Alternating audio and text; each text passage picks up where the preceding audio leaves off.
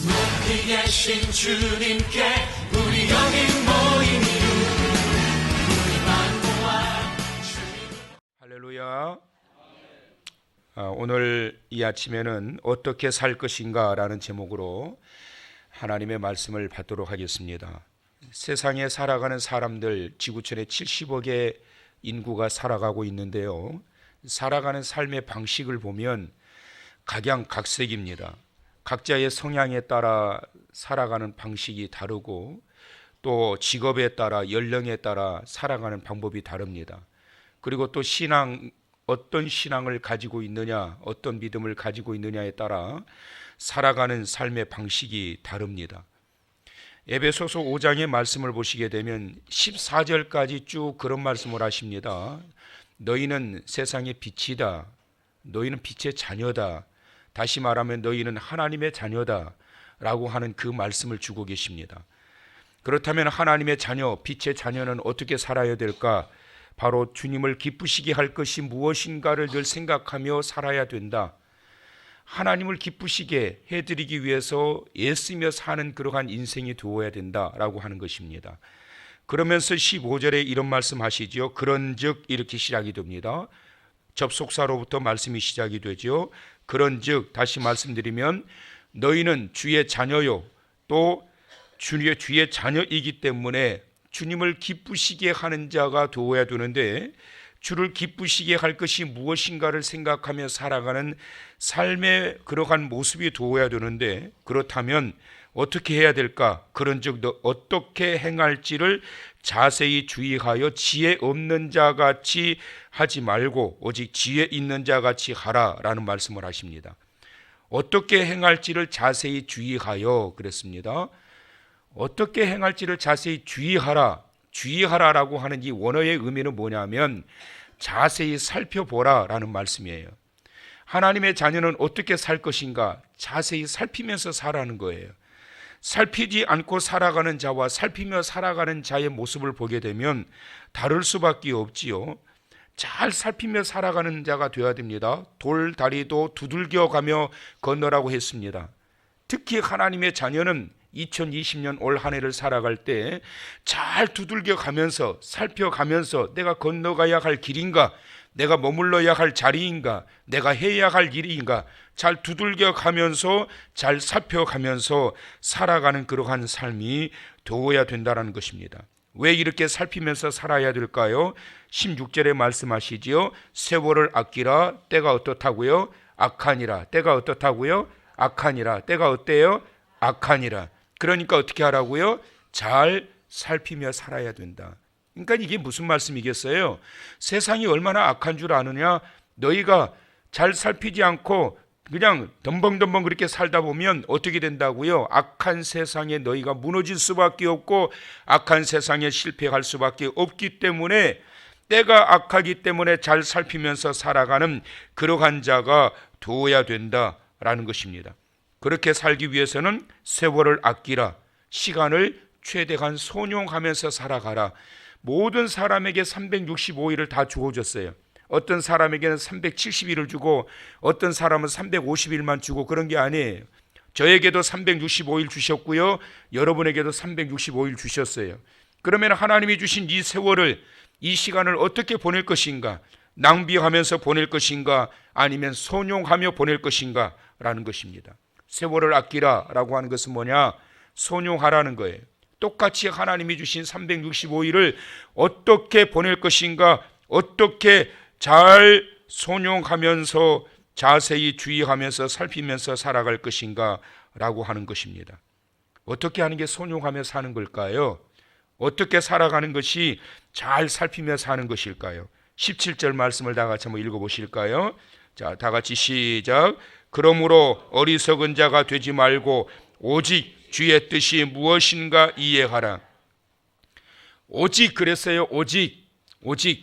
그러니까 빛의 자녀들, 하나님의 자녀들은 올 한 해 살아가는데 잘 살피면서 살아야 되는데 어떻게 잘 살피며 살아야 되느냐? 오직 주의 뜻이 무엇인가 이해하라.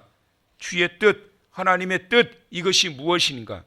여러분 올 한 해 하나님의 뜻이 무엇인지를 먼저 생각하고 살피고 살아가는 축복된 삶이 되시기를 주님의 이름으로 축원합니다. 이것이 정말 하나님 기뻐하시는 일이냐?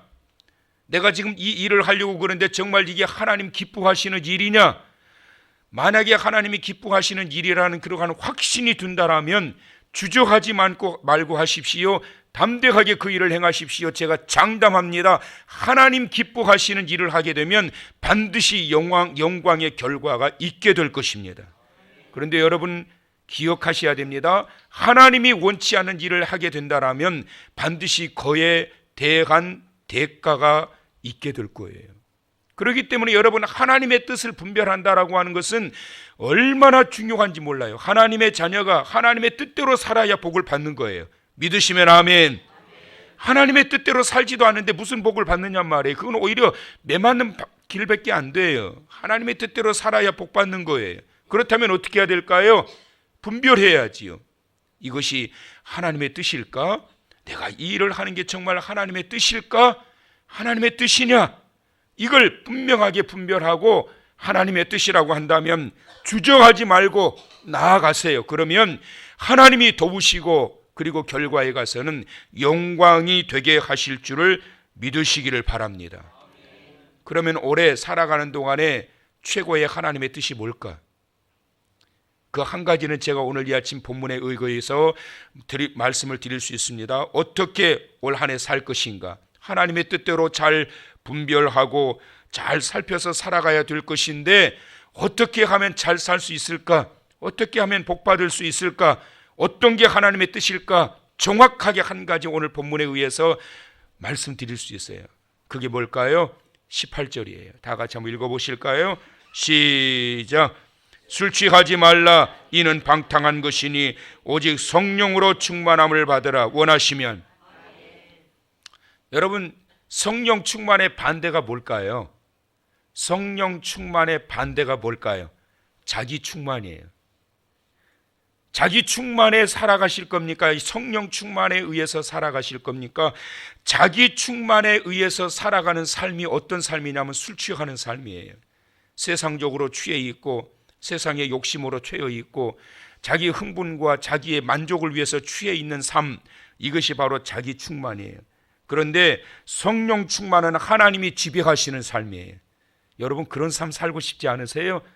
하나님이 지배하시는 대로 살아가는 가정, 그런 교회, 그런 성도가 된다라면 얼마나 행복한 줄 아세요, 여러분? 뭐가 있고 없고의 차이가 아니에요. 가진 것 아무것도 없고 다른 사람이 볼 때 딱해 보이지만 성령 충만한 자는 얼마나 삶이 기쁜지 몰라요. 여러분 이런 근사한 한 해가 되시기를 축원합니다. 근데 자기가 충만해요. 그런데 성령의 충만함은 없어요. 많은 것을 가지고 있는 것 같은데 얼마나 공허한지 몰라요. 힘들어요. 그런데 성령 충만한 이룩한 자의 모습을 보게 되면 얼마나 살아가면서 그 기쁨 속에 살아가는지 모릅니다. 방탕과 낭비라고 하는 것은 자기 충만, 술 취함으로부터 나타나게 되는 것입니다. 수많은 사람들이 낭비하는 삶을 살고 있습니다. 자기 충만에 빠져서 살아가고 있습니다. 그러나 하나님의 자녀, 빛의 자녀들은 그렇게 살면 안 됩니다. 작년까지 우리가 그렇게 살았을지라도 올해는 우리가 그렇게 살면 안 됩니다. 올해는 자기 만족, 자기 충만에 의해서 살아가는 삶이 아니라 하나님 올 한 해는 정말 주님이 기뻐하시는 그러한 삶을 살아갈 수 있도록 성령으로 충만케 해주시옵소서. 하나님이 다스리시는 인생이 되게 하여 주시옵소서. 그런 가정, 그런 성도가 된다라면 하나님도 기쁘시고요, 그 성령 충만한 삶을 살아가는 그 성도도 얼마나 기쁜 삶을 살게 되는지 모릅니다. 2020년도 새해를 여러분 어떻게 살아가시겠습니까? 하나님의 계획을 생각하시고 하나님의 뜻을 생각하십시오. 그래서 잘 살피면서 살아야 됩니다. 이것이 하나님의 뜻일까? 이것이 하나님의 뜻일까? 하나님의 뜻이라고 생각된다면 여러분 주저하시면 안 돼요. 자기 충만한 가운데 살아가는 자는 하나님의 뜻이 보여지지 않을 뿐만 아니라 하나님의 뜻이 보여질지라도 주저해요.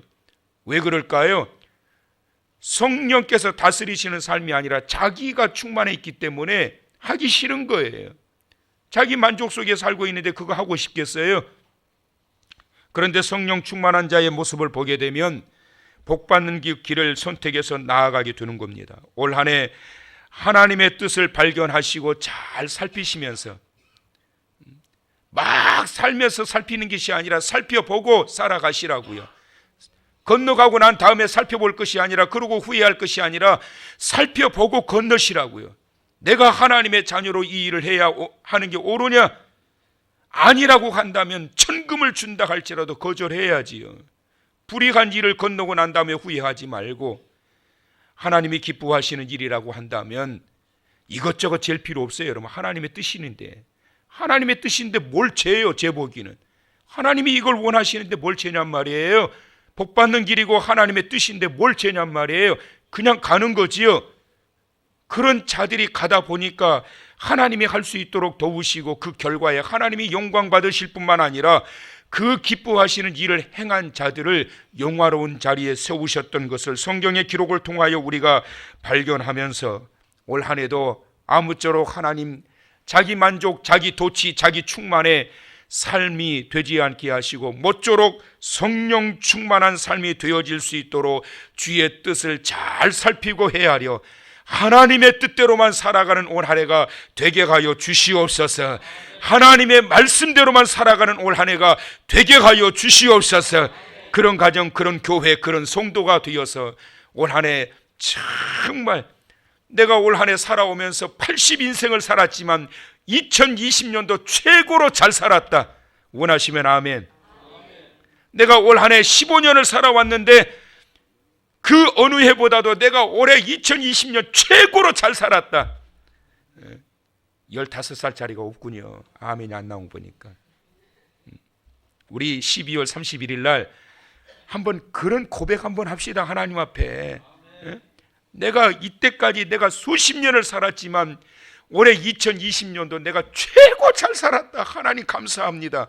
한번 우리 그런 후회 없는 멋진 고백 드릴 수 있을 만큼 성령 충만함 가운데 성령께서 다스리시고 통치하시는 가운데 올 한 해도 그런 멋진 인생 살아가시는 사랑하는 성도 여러분들 다 되시기를 주님의 이름으로 축원합니다.